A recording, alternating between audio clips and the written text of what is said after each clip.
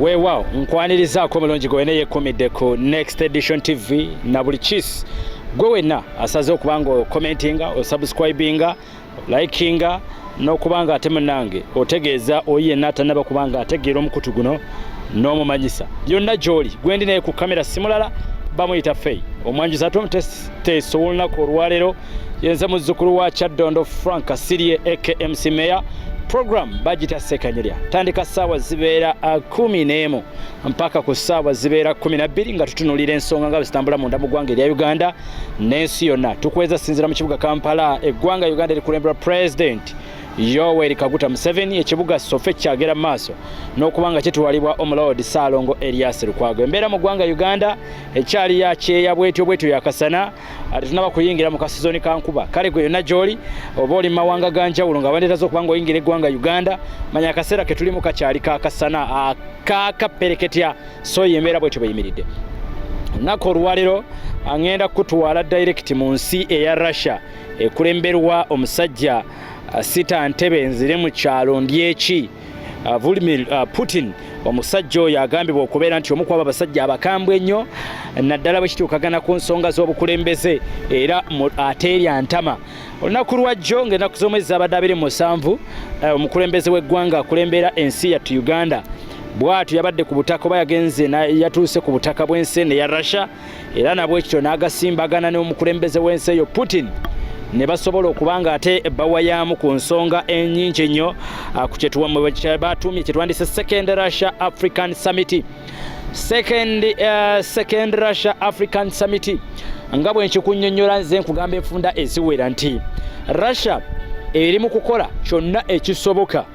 okulabika nga edominatinga continent ya Africa abasinga gye bayitanga ddaka continent abazungu tebannaba kugigwamu nga balowooza nsi ya kizikiza wattu kye bava bagituuma ddaka continent kati Omurussia ali mu kugezaako anoonya engeri y'okwezza ettundutundu lino ery'oku nsi erya Africa ery'omuddugavu okubanga litambulira wansi w'entoliza ekugamba wansi w'entoli jjukira nti ensi eno Africa naddala manga Africa gasinga kukijjanyizibwa oba kufugibwa ensi y'Omungereza Omufaransa Omuportugal amawanga mangi naddala okusingira ddala Omungereza Omufaransa n'Omuportugal kakati kino kyawa enkizo okubanga amawanga g'abazungu ganguwa mangu okubanga gakkiririzibwamu nnyo n'okuyisangawo bizinensi ezizaago okwawukanako n'amawanga amalala agava mu Middle East agava mu saidi zeeyo mu East kwegamba n'ensonga endala ezeefaananyirizaako bwe zityo kakati nti Omurussia bwe kiba nti yakaluubirizibwa okubanga awamba ku Mufirika obanga afuga ku Mufirika Omungereza akolagana na America Omuportugal akolagana na America Omufaransa akolagana na America kino kireetera America okubeera ow'enkizo n'okubanga byayagala okubanga ayisawo mu Africa byanguwa kakati Omurussia oluvannyuma ennyakizuula nti mu Africa wano weewokka wasobola okubanga atambuliza bizinensi awakyali awagazi awakyali ebyobugagga eby'omuttaka awakyali environment eri so conducive awakyali political kwegamba political governance eyagala okwefaananyirizaamuko ng'eyeewaabwe awakyali abantu abaavu balowooza basobola okusinziirako n'abaako byayisaawo n'ensonga endala mpitirivu nnyo kakati Omurussia ennaku zino aze asimbira ekkuli n'enteekateeka z'Omumerika zabadde agera mu maaso n'okubanga ayisawoko wano mu Africa era entalo nnyingi ezibadde zigenda mu maaso n'okubanga zirwanibwa Omumerika wano mu Africa Omurussia abadde agenda mu maaso n'okubanga aziwakanya ekyasembedde ddala gwe Munnayuganda agenda mu maaso n'okubanga ongoberera y'ensonga gye twandise ya LGBT oba ey'ebisiyaga nti Omurussia y'omu ku abo abatakkiririza wadde mu nkola ey'ebisiyaga n'amawanga agaliraanyeewo omuli Omuchina omuli gwe twandiyise omu Iran amawanga g'Abawarabu gonna amawanga mangi nnyo agali sayidi zaawo agagenda mu maaso n'okubanga gawakanyiza ddala enkola ey'Omumerika oba n'enkola y'abazungu bano bakyerupe watta okujja okutemeratemeramu enfunda eziwera nti omuntu bw'olaba Omurussia omuyita muzungu bw'olaba Omuwarabu omuyita muzungu bw'olaba Omuchina omuyita muzungu bw'olaba Omungereza naye omuyita muzungu bano abasajja nabo beetemaatemamuko ebiwayi aba westerners be America n'emikwano gye kyokka omu East oba Omurussia naye agamba nti waliwo ensonga ezigenda maaso n'okubanga zibeerawo nga zikoozingibwa abazungu era nabawo abayita abo abazungu abeenoonyeza ebyabwe. Kakati omukulembeze w'eggwanga olunaku lwajjo yabadde mu nsisinkano n'omukulembeze w'eggwanga ono amanyiddwa nga Putin era nabwekyo yayaniriziddwa abakungu okuva mu gavumenti ya mwami Putin mu kibuga St Petersburg mu kibuga oba ku kisaawe ekimanyiddwa nga Pulvokov International Airport. Awo yageze maaso n'okubanga ate munnange ayanirizibwa omukulu agenda maaso n'okubanga ate oba akola nga Deputy Minister of Foreign Affairs oba w'ensonga z'ebweru. Deputy omukulu amanyiddwa nga Mr. Bogdan Mikhail Radovic yagenze maaso n'okubanga amwaniriza era nabwe kityo n'agenda maaso n'okubanga yegattibwako ko ne ba government officials abalala banene nnyo ne bagenda maaso n'okubanga ate bamwolekeza wa awatuufu bwe yabadde agenda maaso n'okubanga ate munnange asinziira. Olukuŋŋaana luno lwatandise lunaku lwajjo era nga lukomekerezebwa olunaku luno olwaleero olwokutaano. Wabula ng'ezimu ku nsonga ezagenze maaso n'okubanga ziteesezebwako y'ensonga y'engeri Omurasha gy'alina okubanga agenda maaso n'okubanga akolerera ddala direct wano mu Africa. Wulira omukulembeze akulembera ensi Uganda kye yagambye. Agamba nti Omurasha akomye enkola ey'okujjanga okusuubula wano mu kye tuwandiise mu Africa n'agenda bugenzi nedda. Omurasha agamba nti President wa Uganda, President Yoweri Kaguta Museveni agamba nti ye kyasaba ye Murasha okubanga takyetaaga kujja asuubula ebintu agenda abikozeseza oba kitwandise raw materials ogenda yabeeko project zazimba mu nsi ye nedda oba bikolebwe mu nsi ye olwo ate omufirika addemu abigula. Agamba nti Omurasha ajje nga akolere direct wano mu Africa bwabanga alina raw material gy'ayagala oba ayagala masanga oba ayagala gold oba ayagala copper oba ayagala biki byonna ajje wano mu Uganda abikolerewo amafactory agateeke wano ng'akamu kubonera obulaga nti Africa nayo yeetaaga okubanga ekulaakulana ebintu bireme kubeerangako omusolo nga bikoleddwa wano munda mu ggwanga erya Uganda. Omukulembeze w'eggwanga bwe yabadde agenza mu maaso n'okubanga ategeeza omukulembeze wa Russia Putin. Mu nsonga endala President wano ze yagenze maaso n'okubanga yeesigamako ze zankoze twandise nuclear energy. Bwe twogera ku nuclear energy gwe Uganda ojja ne bwesanga nti abasinga baddukira ku by'okulwanyisa eby'obucwa. Bwe twogera ku nuclear energy twogeramu ku masannyalaze. Mu nuclear energy oba mu generation eno ya nuclear tusangamu emmotoka ezitakyakozesa mafuta. Being nti okuba amafuta Omumerika n'Omuzungu kibadde basinza okubanga beesigamako era nga buli beekalakaasamu bazira mafuta ati amafuta tugazize taa tubataddeko natti. Kakati President w'eggwanga agamba nti twagala Omurasha alekole kye twandiise nuclear energy akkirize Uganda babeeramu kuba partners Arussia esobole okubanga ereeta nuclear waayo emukolerenga ddala wano mu ggwanga erya Uganda naye nga tekijjaako ne kiri eky'ebyokulwanyisa kubanga Uganda kimanyiddwa nti ensi ya Russia ekimu kugigenda mu maaso n'okubanga kigiwalanya Omumerika kwe kuba nti Russia n'ensi n'ebikwano gyayo omuli Iran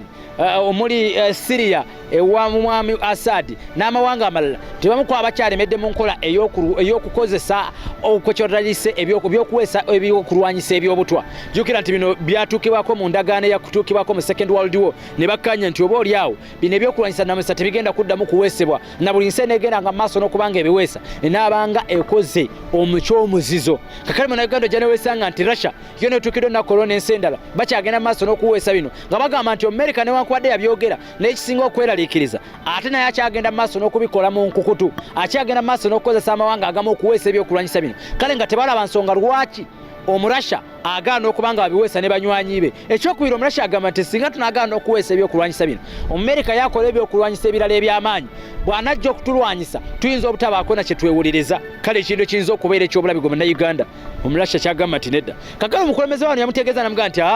tukusaba ojja oleete kirwanyisa nuclear energy wano mu ggwanga erya Uganda. Ensonga ey'amasannyalaze enogebwe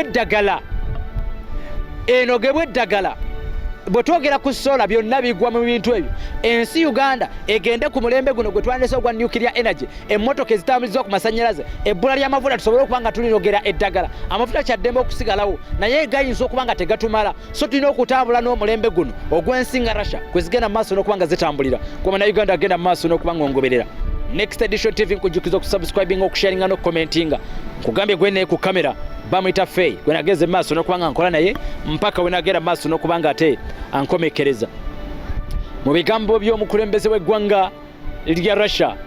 Putin bwe yabadde agenda maaso n'okubanga ayogera ekimu ku kiyagenze maaso n'okubanga akakasa ensi za Africa kwe kuzitegeeza nti bagenda kubeera bonna ekizibu kye tuwandiise ekyenjala wano mu Africa bwe twogerera akiyinza okubeera olufumo era nga amangu ddala ensi za Africa esinga zonna zigenda kuba kye tuwandiise mu G20s bwe twogera ku nsi eziri G20s ezimu ku ezo ensi at least eziri yaddeko ezigenda maaso n'okubanga ziri well developed ddala mu bya tekinologiya n'ebyenfuna ebirala bingi nnyo tujja kufuna akadde twogereku ekyo kimanyiddwa nga G20 nayo tujagera maaso n'okubanga tukinnyonnyola gwe Uganda agenda maaso n'okubanga ngongoberera ekimu ku Putin ekyakiyagenze maaso n'okubanga yeesigamako yakakasizza bannayuganda n'ensi zonna eza Africa obutabeera na bwatiitiizi ku nsonga ezigenda maaso n'okuzireetebwa omuzungu.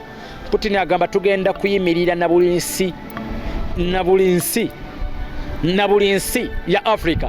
enkulaakulana yaabwe baga nti bagenda kugyesigamiza wano mu Africa amakolero ebintu bingi nnyo ebigenda okwesigama wano mu Africa nga bireetebwa mu Russia. Ekyebuuzibwa mu Russia ekigendererwa kye kyandiba ekirungi okwawukanako ku muzungu awonze naawe jukira nti bino byonna bigenda maaso n'okubanga ate bitambula ng'olutalo wakati w'ensi ya Ukraine ekulemberwa Zelensky munnayuganda nga lukyagenda maaso n'okubindabinda era ng'endoze ennaku nga 2 emabega waloko obudrone obwakubiddwa obwabadde bugezaako okubanga bwebongera mu bwengula okumpi n'amaka g'omukulembeze w'eggwanga lya Russia Putin era buno obudrone bwalabukiddwa ne busesebbulwa abajje agakuuma President Putin newankubadde ng'okusiza ku bantu abamu kwabo bagamba nti buno obunyonyi oba budrone bwabadde bulubiriddwamu kuba lubiri nga n'okuttiramu Putin nga bateebereza okuba nti yabadde mwali mu lubiri wabula okusinziira ku Russia yagambye nti luno nno Zelensky alabika kakati kekaddeko okumukuba n'akasiisi konna mu nsi ya Ukraine konna kasaanyizibwewo tukyalinze ekivaayo naye ekyo tekijjeeko musajja omuputin kubanga alemezaako okuleeta nkulaakulana nakwongera kukakasa nga bw'agenda okuleeta ebyamaanyi mu nsi za Africa. Omukulembeze w'eggwanga kino kye yakoze kyongerera ddala okukakasa n'okulagira ddala amaanyi nti oba oliawo mweteefuteefu okutambula ne ku nteekateeka z'omu Russia comparing ku ggwanga lya USA. Jukira nti munnayuganda gwagenda maaso n'okuba ng'ongoberera okuva pulezidenti w'eggwanga lya sayininga ku tteeka erikugira abali b'ebisiyaga munda mu ggwanga Uganda. America zezimu kwezi ensi ezakakasa nti zigenda kuteeka natti ku nsi Uganda ku ngeri yayo gye badde tambuzaamuko emirimu ba government officials n'engeri ate oba oliawo sente zibadde zigenda maaso n'okuba nga zinvestingibwa mu nkola eno ya programu akawuka akaleetera mukenenya. Kakati America egamba ejja kuzirinnyamu President w'eggwanga okumira nga okugamba okusiba omwoyo oba okutunda omwoyo ng'enkoko emira ensanafu n'agenda mu nsi ya Russia kyayongeredde ddala okulaga nti enkolagana ye n'omu America eyongera okusaanyizibwawo buli lunaku olukya keyabi yasazeho okugenda mu ggwanga lino erya Russia. Nkosaba subscribing sharing commenting ensonga nyingi zitagenda maaso n'okuba nga tukuleetera okwongera okuba ng'otegeera sharing commenting sawa zibeera 10 mpaka 12 sekanyolya ye program ku Next Edition TV ensonga bwe zityo tusaba omukulembeze w'eggwanga kyonna ekinaabagenza maaso n'okuba nga kivaayo tujja kwongera okuba nga tukikuleetera n'okukubira tooki mu nkolagana eno ey'amaanyi eyongedde okuba nga egwawo wakati w'omukulembeze wa wano n'omukulembeze w'eggwanga liri erya Russia. Omukulembeze awerekeddwako abantu bangi nnyo mu lukiiko luno olwabadde tugenda maaso n'okuba nga luli oba mu Russia wabula nga bamu abagenze maaso n'okutambula nabo ne mutabani w'omukulembeze w'eggwanga Kainerugaba muhoozi ku mulundi guno teyamulese nakyo ekyongeredde ddala okulaga nti oba oliawo zino ze bayise connections omukulembeze zagezaako kubanga atemera n'okusimbira mutabani we nti oba oliawo ne banaabawo abawakanya bayinza okukoma bayinza okuviiramu awo ngaayo ky'omusota ate oba oliawo mutabani we ajja kuba muconnectinze. Jukira nti ekyenjawulo ekiri ku Putin y'omu ku basajja bakyasinza okusibirako ku ba dictators abangi nnyo naddala abakulembeze ba Africa n'ensi ezo zonna ezigenda mu maaso n'okuba nga zirina abakulembeze abafugiddeko ekiseera. Ezimu ku nsi esinza okubafandinga n'okubalemezaako bagiyita Russia. Russia agamba nti nze mba sikulinaako buzibu kasita otambulira wansi w'enteekateeka zange kyokka America ekugamba nti nedda ffe tukkiririza mu nkola y'okufuga owummule omulala akwatemu byonna. Next Edition TV nze MC Frank. A very good evening. Bye bye.